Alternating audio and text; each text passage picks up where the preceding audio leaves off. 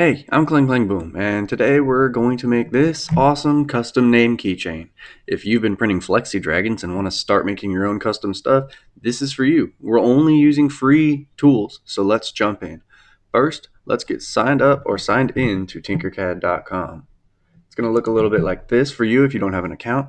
Just click sign up right here, create personal account here, and then use whichever of these options you're comfortable with. I'm going to hop over now to my logged in screen. This is what you'll see once you sign in, or something like it after you click through a few welcome screens.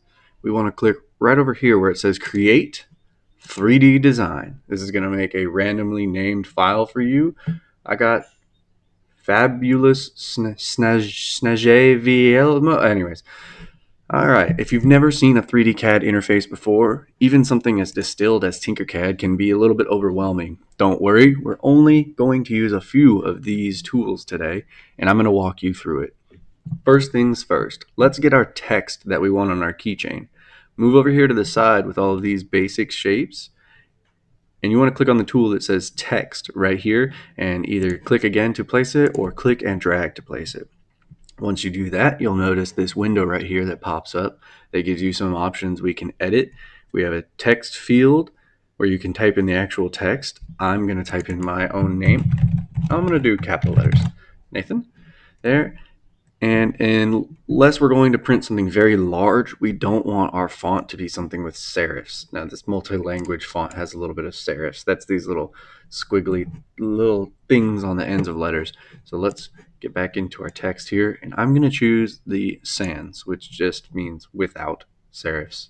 There we go. And that's looking a little big, so I want to resize it. Click on this corner here, and you can just drag that to be whatever size you need it to be. You'll notice our text options are pretty limited. This is to keep Tinkercad a little bit more user-friendly. We'll look at using different fonts, using other tools in a future video. Now, this text naturally has a little bit of depth to it, but it's 10 millimeters tall. So that's going to be a little bit too big for a keychain. It's going to end up being a really thick keychain. Let's go ahead and resize that. Keychains should be pretty thin, so I'm thinking 3 millimeters. So we can click this. You can use the mouse wheel up and down to scroll in and out. And if you click and hold the middle mouse, you can drag everything around to get where we need to be.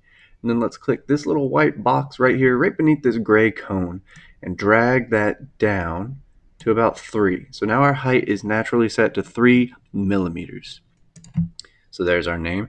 Next, let's get a base plate on the board.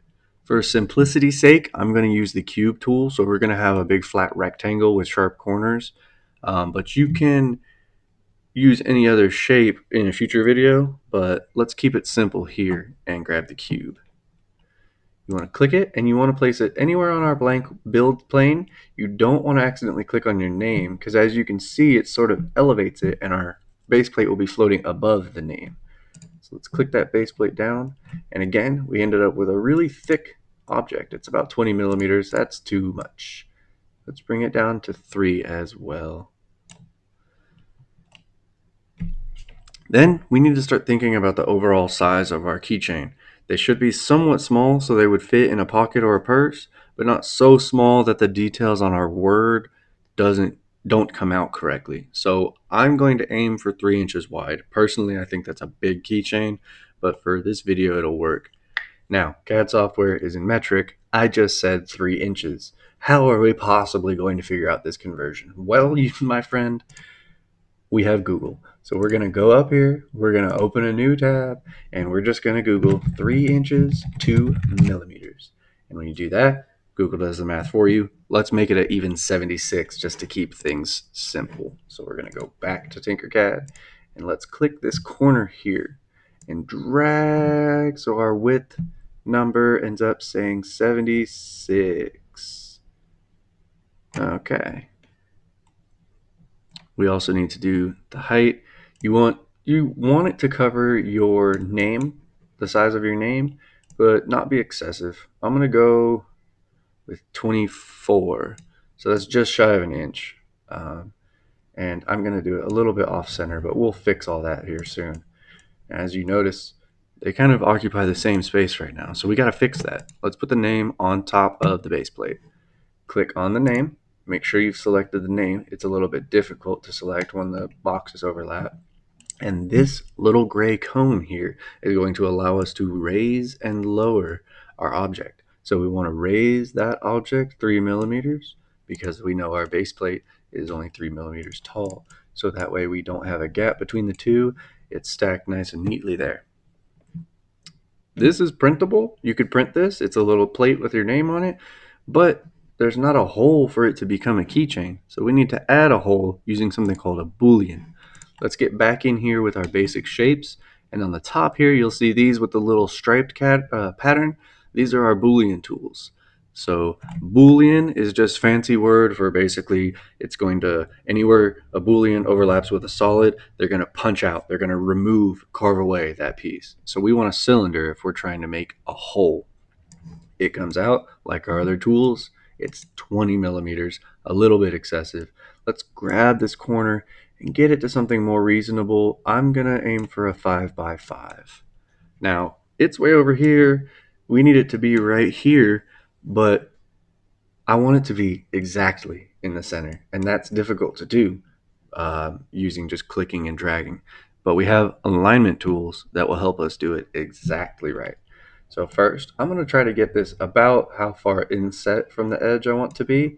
That looks pretty good. We can just eyeball it for the purpose of this video. Now I want to have my base plate selected and then hold shift on your keyboard and click the boolean cylinder that we just made. And now up here it should say shapes 2 to let us know we're currently selecting 2 shapes. Then go up here to this tool or press L on your keyboard to access the align tool. You'll notice some of our little handles changed. So this lets you line these pieces up. If you mouse over, it kind of shows you what's going to happen when you click. What we want to do is align the cylinder to the base plate. By default, when we have this tool selected, it's going to align them to an average. We want to align the cylinder to the base plate without moving the base plate. So still in this shapes 2 with our align tool selected. Don't hold shift, no modifier keys, just click the base plate. Now we're telling it we are aligning it to this shape, and then this tool right here is going to center it on that base plate. As you can see, it's not going to move very much from where I have it right now, probably about 0.5 millimeter just to get it exactly in the center. So click that. Perfect. Now, let's do the same thing with our name tool.